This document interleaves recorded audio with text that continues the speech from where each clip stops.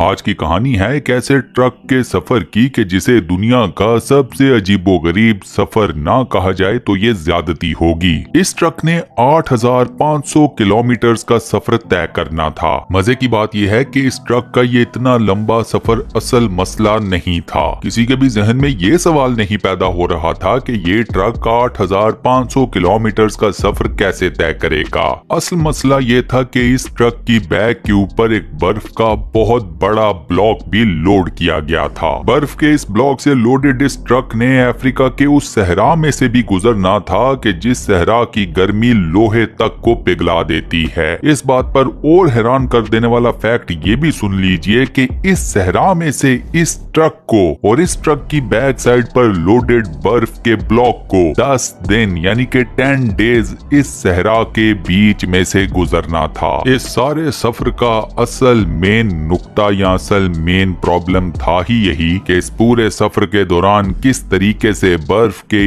इस ब्लॉक को पिघलने से बचा लिया जाए, वो भी बिना किसी रेफ्रिजरेटर की हेल्प के। 1959 में पेश आने वाला ये वाकया, ये सफर दुनिया के चंद इंतहाई हैरत अंगेज वाकयात में से एक है। ये वीडियो आपको हैरान परेशान कर देने वाली है, सो इसे एंड तक कंप्लीट जरूर देखिएगा। दोस्तों ये किस्सा, ये कहानी शुरू होता है साल 1959 में। उस वक्त पूरी दुनिया की तवज्जो का मरकज बर्फ का बना हुआ एक ब्लॉक था जिसका वजन था 3050 किलोग्राम। बर्फ के इस ब्लॉक को दुनिया के एक कोने से दूसरे कोने तक पहुंचाना था और वो भी बिना किसी रेफ्रिजरेशन के। बर्फ के इस ब्लॉक की कहानी या इसका सफर शुरू होना था नॉर्वे के शहर मो ई राना से और इस सफर की इख्तितामी मंजिल का नाम था लिब्रेविल। ये सेंट्रल अफ्रीका के बीच में एक शहर है। अब यहाँ पर सवाल ये पैदा होता है कि बर्फ के कितने बड़े टुकड़े को दुनिया के एक कोने से दूसरे कोने तक लेकर जाने की जरूरत ही क्यों पड़ रही थी।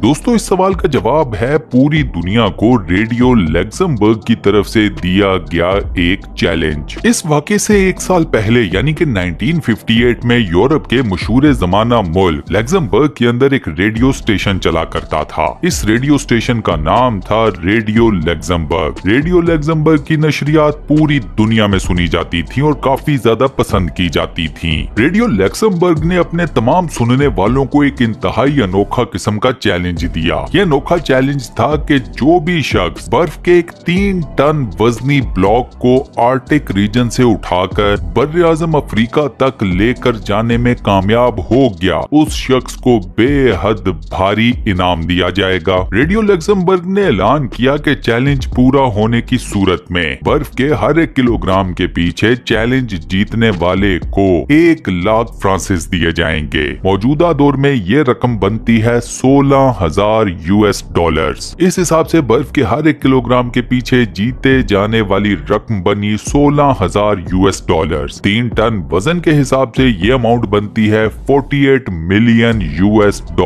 अब डेफिनेटली ये रकम ना सिर्फ उस दौर के लिए बल्कि आज के दौर के लिए भी एक बहुत ही बड़ा इनाम बनता है। अब रेडियो लग्जमबर्ग ने चैलेंज जीतने के लिए रकम तो बहुत ही बड़ी रख दी, लेकिन इसी के साथ साथ चैलेंज को परफॉर्म करने के लिए 3 इंतहाई कड़ी किस्म की शराइत भी लागू कर दी। पहली शर्त ये थी कि बर्फ का ये टुकड़ा सिंगल पीस में होना चाहिए। दूसरी शर्त ये थी कि आर्टिक रीजन से अफ्रीका तक का ये सारा सफर बर्फ के इस टुकड़े को बाय रोड ट्रैवल करवाया जाएगा। इसके बाद तीसरी और आखिरी शर्त ये थी कि इस बर्फ के टुकड़े की ट्रैवलिंग के दौरान रेफ्रिजरेशन का प्रोसेस किसी भी तौर पर एक्सेप्टेबल नहीं होगा। पूरी दुनिया को ये इंतहाई अजीबोगरीब किस्म का चैलेंज देने के बाद रेडियो लग्जमबर्ग पहले से ज्यादा मशहूर हो गया। रेडियो लग्जमबर्ग भी ये बात बड़े अच्छे तरीके से जानता था कि उन्होंने इनाम के तौर पर जो रकम रखी है बेशक वो रकम बेहद बड़ी है, लेकिन इसी के साथ साथ उन्होंने जो चैलेंज रख दिया है इस रकम को जीतने का, उस चैलेंज को भी परफॉर्म करना तकरीबन नामुमकिन है। आर्टिक रीजन से अफ्रीका तक के बीच का ये टोटल सफर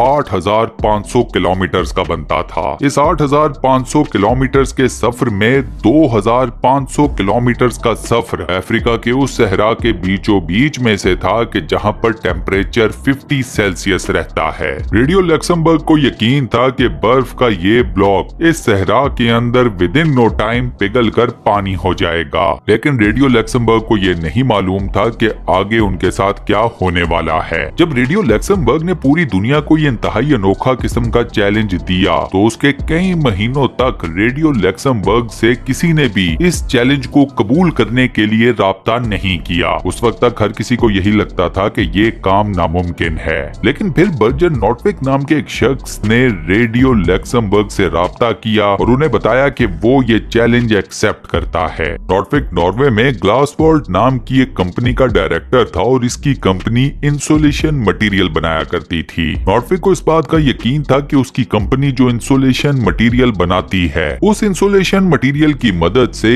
इस चैलेंज को पूरा करना बेहद आसान है। रेडियो लक्समबर्ग का यह आइस ब्लॉक चैलेंज कबूल करने के बाद नॉर्टविक का नाम भी पूरी दुनिया के सामने आ गया। इस चैलेंज को पूरा करने के लिए नॉर्टविक ने एक स्पेशल टीम बनाई और उसके बाद इस चैलेंज को पूरा करने के प्लान पर अमल दरामद शुरू हो गया। दूसरी तरफ जब रेडियो लक्समबर्ग को यह पता चला कि नॉर्टविक उनके चैलेंज को एक्सेप्ट करने के बाद इस चैलेंज को पूरा करने की जुस्तजू में लग गया है तो रेडियो लक्समबर्ग को लगा कि उन्हें लेने के देने पड़ जाएंगे। रेडियो लक्समबर्ग के अंदर यह डर पैदा हो गया कि वो एक बहुत बड़ी रकम से हाथ धोने वाले हैं। लिहाजा उसी वक्त रेडियो लक्समबर्ग ने अपना ये दिया हुआ चैलेंज वापस ले लिया। अब जब नॉर्टविक को यह पता चला कि रेडियो लक्समबर्ग ने अपना ये चैलेंज वापस ले लिया है तब नॉर्टविक ने पूरी दुनिया के अखबारों में ये ऐलान कर दिया कि बेशक रेडियो लक्समबर्ग अपना चैलेंज वापस ले चुका है फिर भी वो इस चैलेंज को परफॉर्म जरूर करेगा, इसे कंप्लीट जरूर करेगा रिगार्डलेस ऑफ द फैक्ट कि रेडियो लक्समबर्ग उसे ये चैलेंज जीतने के बाद ऐलान करदा इनामी रकम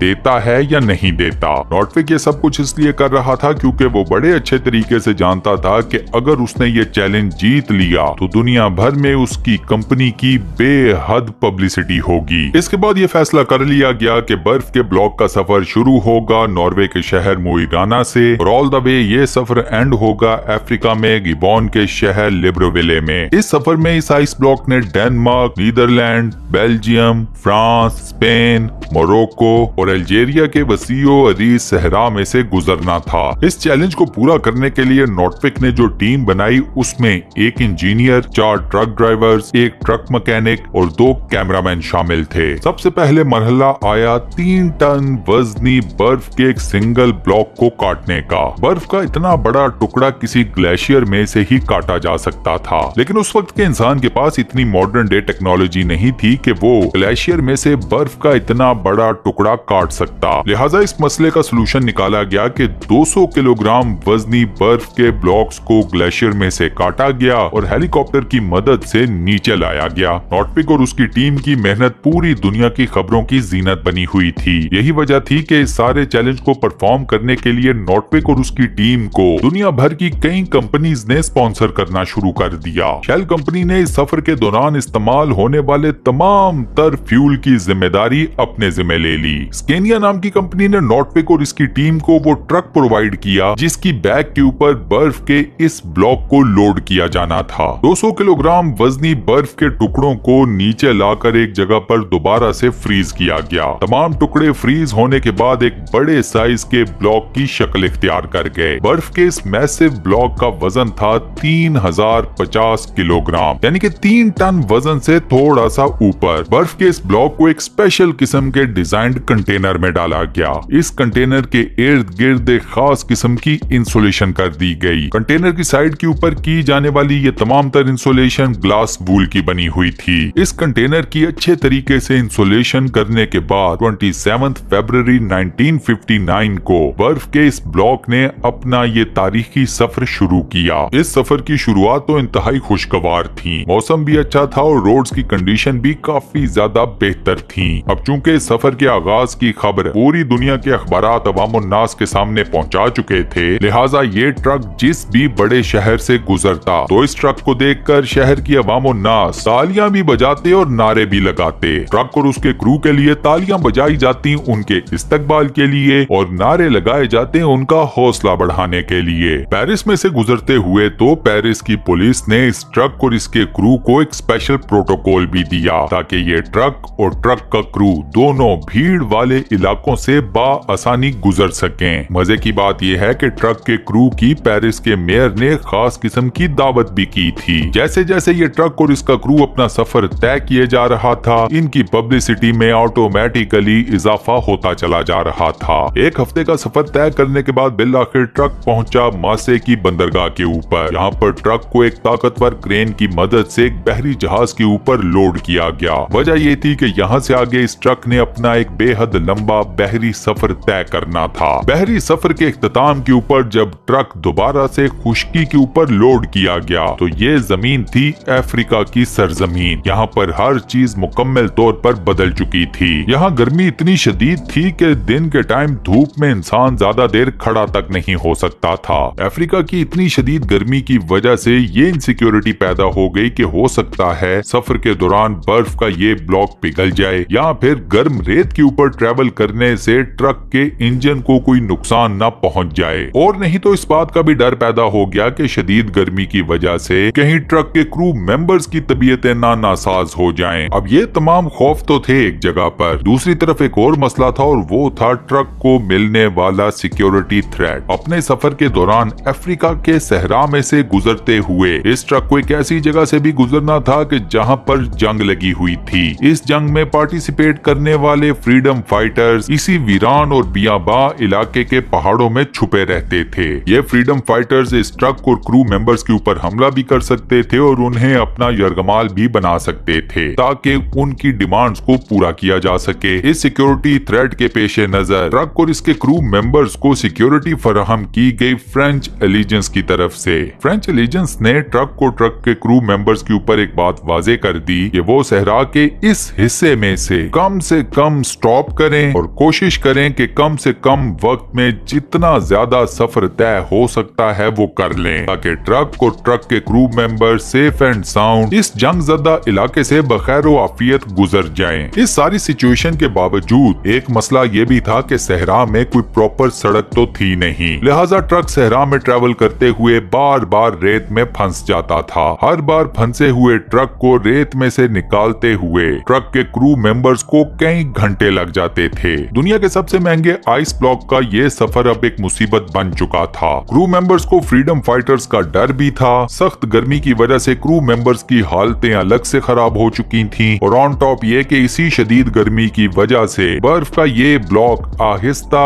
आहिस्ता पिघलना भी शुरू हो चुका था। ये सब देखते हुए क्रू मेंबर्स को ये डर भी पैदा हो गया कि कहीं उनका ये मिशन मुकम्मल तौर पर फेल ना हो जाए। मजे की बात यह है कि ये क्रू मेंबर्स इर्द गिर्द से गुजरने वाले काफिलों के जानवरों को पिघली हुई बर्फ का पानी ही पिला दिया करते थे। इसके अलावा इस क्रू मेंबर्स ने कई रातें सहरा में स्लीपिंग बैग्स के ऊपर सोकर गुजारी। इन क्रू मेंबर्स ने इन तमाम मुश्किलात को आहिस्ता आहिस्ता फेस किया और साथ में अपना सफर भी जारी रखा। बिल आखिर वो टाइम भी आ गया जब ट्रक और ट्रक के क्रू मेंबर्स ने सहरा के इस जानलेवा सफर को अपने पीछे छोड़ दिया। सहरा का सफर अबूर करने के बाद अब इन लोगों की मंजिल कुछ ज्यादा दूर नहीं थी। 28 दिनों के एक तवील सफर के बाद बिल आखिर ये ट्रक, इसके क्रू मेंबर्स और ट्रक के ऊपर लोडेड बचा कुचा आइस ब्लॉक सब कुछ बिल आखिर सेफ एंड साउंड लिब्रविले पहुंचने में कामयाब हो गया। लिब्रविल पहुंचने पर क्रू का शानदार इस्तकबाल किया गया। इसके बाद हर किसी का सिर्फ एक ही मेजर सवाल था, कंटेनर के अंदर मौजूद आइस ब्लॉक किस हालत में है? बर्फ के इस ब्लॉक की कितने फीसद बर्फ पिघल चुकी है और कितने फीसद बाकी बची है? बर्फ के इस ब्लॉक के ऊपर मौजूद स्पेशल कंटेनर को जब खोला गया तो जो मंजर लोगों ने देखा उस मंजर पर यकीन करना हर किसी के लिए बेहद मुश्किल हो गया। बर्फ का ये ब्लॉक जब नॉर्वे से चला था उस वक्त इसका वजन था 3050 किलोग्राम। 28 दिन और 8500 किलोमीटर का बेहद मुश्किल तरीन सफर तय करने के बाद लिब्रविले में इस बर्फ के ब्लॉक का वजन था 2714 किलोग्राम। इस पूरे सफर में बर्फ के इस ब्लॉक का सिर्फ 11% बर्फ ही पिघली थी। ये 11% किलोग्राम्स में बनता है 336 किलोग्राम। इसके अलावा बाकी बर्फ का पूरा ये ब्लॉक वन पीस में एज इट इज मौजूद था। गिबॉन के अंदर ही बर्फ के इस ब्लॉक को तोड़ा गया और तमाम तर बर्फ गिबॉन के लोगों में तकसीम कर दी गई। आप हैरान होंगे कि गिबॉन के लोगों ने इससे पहले जमी हुई बर्फ देखी तक नहीं थी। इन गरीब लोगों के लिए ये जमी हुई बर्फ एक ऐसी अनोखी चीज थी जिसे वो पहली मर्तबा देख रहे रहे थे, एक्सपीरियंस कर रहे थे। अब चैलेंज तो पूरा हो गया, लेकिन चूंकि इस चैलेंज को देने वाला रेडियो लक्समबर्ग पहले ही चूंकि इस चैलेंज से दस्तबरदार हो चुका था, लिहाजा नॉर्थविक को चैलेंज जीतने के बावजूद कोई भी रकम हाथ नहीं लगी। लेकिन दोस्तों, नॉर्थविक और उसकी टीम के ये आइस ब्लॉक चैलेंज जीतने के बाद उनकी कंपनी की सेल्स को 4 चांद लग गए। ग्लासपॉट नाम की ये कंपनी आज भी इंसुलेशन मटेरियल ही बनाती है। फर्क सिर्फ इतना है कि इस कंपनी ने अपना नाम ग्लासपॉट से चेंज करके ग्लावा इंसुलेशन रख दिया है। आइस ब्लॉक चैलेंज को जीतने के बाद ना तो कभी इस कंपनी की शोहरत कम हुई और ना ही इनकी तरक्की। और इसी अमेजिंग फैक्ट के साथ हम अपनी आज की इस वीडियो को यहाँ पर करते हैं दी एंड। दोस्तों, आपको आज की ये वीडियो कैसी लगी, वॉइस ओवर कैसा लगा, मुझे नीचे कमेंट सेक्शन में जरूर बताइएगा। वीडियो को बंद करने से पहले आपसे एक छोटी सी रिक्वेस्ट, और वो ये कि अगर आपने अभी तक हमारे इस चैनल को सब्सक्राइब नहीं किया हुआ तो बराए मेहरबानी हमारे इस चैनल को सब्सक्राइब जरूर कर लें और साथ बने हुए बेल के आइकन को लाजमन प्रेस कर दीजिएगा। अपना बहुत ख्याल रखिएगा। इंशाल्लाह मुलाकात होती है किसी नई हैरत अंगेज वीडियो के साथ। शुक्रिया।